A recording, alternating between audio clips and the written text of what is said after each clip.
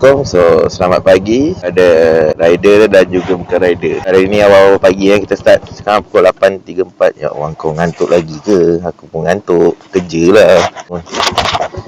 8.30 lah. Hari ni saya tunjuk kat korang 5 order RM1 kita dapat. Itulah topik media hari ni. So hari ni mungkin banyak kad lah kan.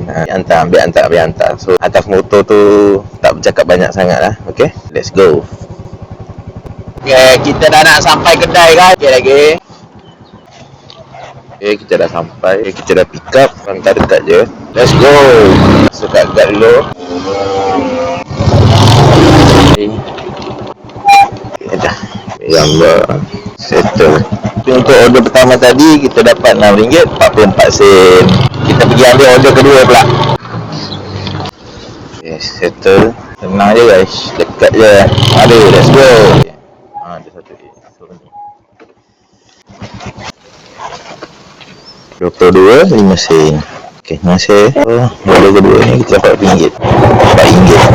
Sebab ada double dia RM4 tu. So kita bagi rumah customer yang seterusnya. Let's go. Okey, customer tak agak call. Dia setengah rumah prosedur dia. Rider datang, dia kena call customer dulu. Tanya, boleh ke rider hantar dalam? Biasanya ikut lah macam tu. Yo, ada kolam. Tu dia dah bayar. Okey, terima kasih. Dulu. So, kat ni kita baru 3 order 3 order kita dah dapat RM17. Last hari ni RM6.32. So total semua RM17.17. Tunggu 2 order lagi. Lepas tu selesai konten kita. Okey, nanti kita sambung lagi. Tunggu order masuk. Okey guys, kita dah dapat order keempat. Kedai tadi juga. Alhamdulillah hantar dekat juga. So, senang aku nak tunjuk kat orang. 54 lah. Okey, mantap. Dah siap. Tak lama sangat tunggu. Wah, masuk satu lagi. Sini juga. Mau tunggu lagi. Satu lagi hantar tujuan perdana. Yang kelima tu dah siap. Sangat tunggu. Dalam 3 minit pun dekat je. Okay guys, order tempat kita ni sampai dah. Atas tu je. Okay, rumah dia tepi ni je.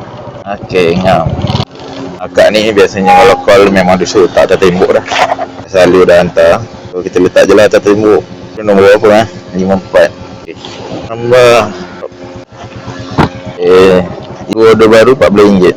Order yang keempat tadi kita dapat RM5.78. Order yang kelima dia suruh ambil order baru dulu. Okay, kita dah sampai gerai Kak Yan 283. Ya, okay. Kita pick up. Yang tahu order kelima dulu lah. Aku tunjuk kat korang sampai order yang kelima je sebab kan nak tengok 5 order je. Saya masuk ke Panda. Boleh. Thank you.